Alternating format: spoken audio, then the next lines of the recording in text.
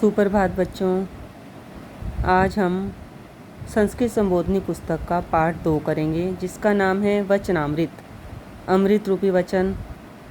इस पाठ में ये जो अमृत रूपी वचन हैं, श्लोक हैं, ये हमें अलग अलग विद्वानों द्वारा रचित उनकी रचनाओं से लिए गए हैं। आइए शुरू करते हैं। लोभात क्रोधः प्रभवति। कह रहे हैं लोभ से क्रोध उत्पन्न होता है। लोभात काम है प्रजायते, और लोभ से काम उत्पन्न होता है। लोभ मतलब लालच करना, लालच करने से क्रोध उत्पन्न होता है और काम उत्पन्न होता है। लोभान मोहश्च, लोभ से मोह उत्पन्न होता है, और नाशश्च, और मनुष्य विनाश को प्राप्त होता है। लोभ है पापस्य कारणम, लोभ जो है सभी पापों का कारण है। मतलब हम सभी को लोभ, लालच नहीं करना चाहिए किसी भी प्रकार का। क्यों नहीं करना चाहिए? क्योंकि लोभ से क्रोध उत्पन्न होता है, काम उत्पन्न होता है। लोभ से ही मनुष्य को मोह उत्पन्न होता है और विनाश को प्राप्त करता है। लोभ ही सभी पापों का कारण है। दूसरा है अहिंसा परमो याग है। जो अहिंसा है, अहिंसा मतलब किसी से मारपीट ना करना, लड़ाई झगड़ा ना करना। तो अहिंसा ही परमो याग है, परम यज्ञ है, सबसे बड़ा यज्ञ है। अहिंसा परम बलम, और अहिंसा ही सबसे बड़ा बल है। अहिंसा परम मित्रम, अहिंसा ही परम मित्र है। अहिंसा परम श्रुतम, अहिंसा जो है सब वेदों का, शास्त्रों का वो सार है। अब इसमें दूसरे श्लोक में अहिंसा के बारे में बताया गया। ये अहिंसा परम यज्ञ है, परम बल है, अहिंसा परम मित्र है, और सभी वेदों शास्त्रों का सार है। नेक्स्ट है न कुलम वृत्तहीनस्य प्रमाणम इति मे मति। मे मति मतलब मेरी बुद्धि के अनुसार। जो वृत्तहीनस्य, वृत्तहीनस्य मतलब जो सदाचार से रहित मनुष्य है। न कुलम मतलब किस कुल में पैदा हुआ है, व्यवहार किस कुल में जो है वो प्रमाणम इति, प्रमाण नहीं है। मतलब कवि क्या कहना चाहते हैं इसमें कि जो मनुष्य सदाचार से रहित है तो उसका किस कुल में पैदा हुआ है। अगर वो अच्छे कुल में पैदा हुआ, बुरे कुल में पैदा हुआ, इस बात से कोई फर्क नहीं पड़ता। मतलब उसका अच्छे कुल में पैदा होना सदाचार से रहित होने का प्रमाण नहीं है। अंतेष्वपि ही क्योंकि अंतेष्वपि मतलब निम्न कुल में जाता नाम उत्पन्न होने पर अपि भी वृतम एव विशिष्टे, जो अपने सदाचार के कारण ही, वृतम एव मतलब सदाचार के कारण ही विशिष्टे विशेषता को प्राप्त करते हैं।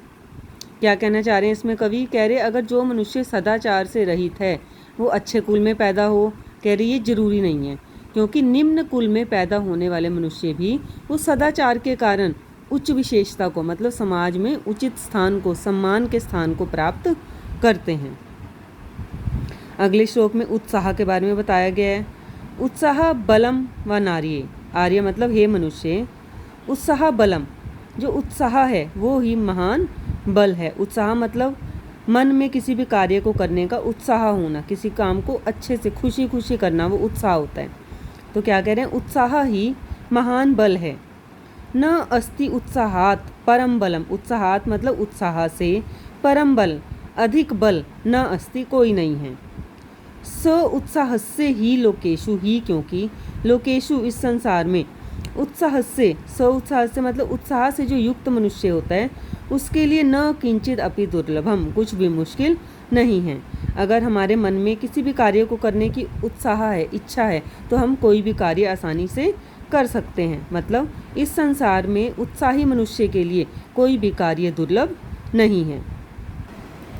नेक्स्ट है सहसा अचानक से विधिनित, जो कार्य करना, न क्रिया नहीं करना चाहिए।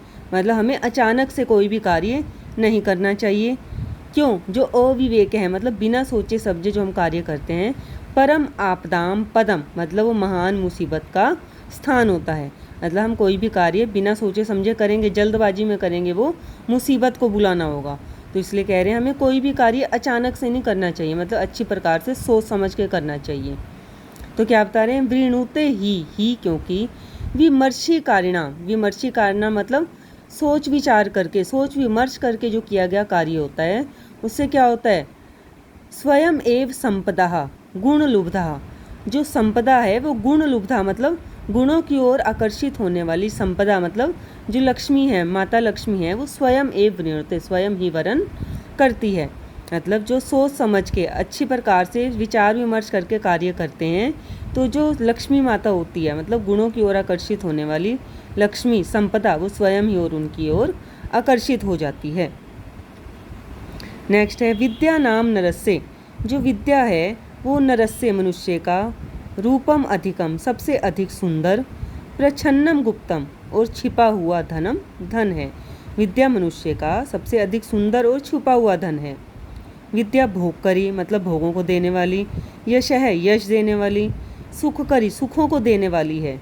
विद्या गुरु नाम गुरु, विद्या जो है गुरुओं की भी गुरु है।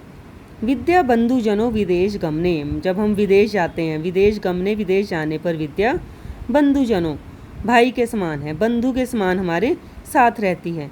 विद्या परा देवता, विद्या ही जो है सबसे बड़ा देवता है।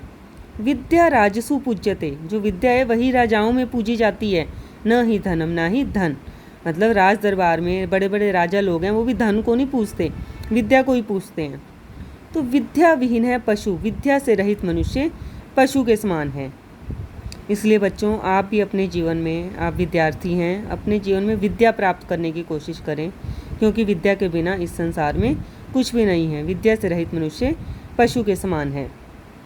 ये हमारा पार्ट 2 भी पूरा हुआ। इससे आगे की वीडियो में हम इसी पाठ के शब्दार्थ और अभ्यास कार्य लेकर आएंगे। धन्यवाद।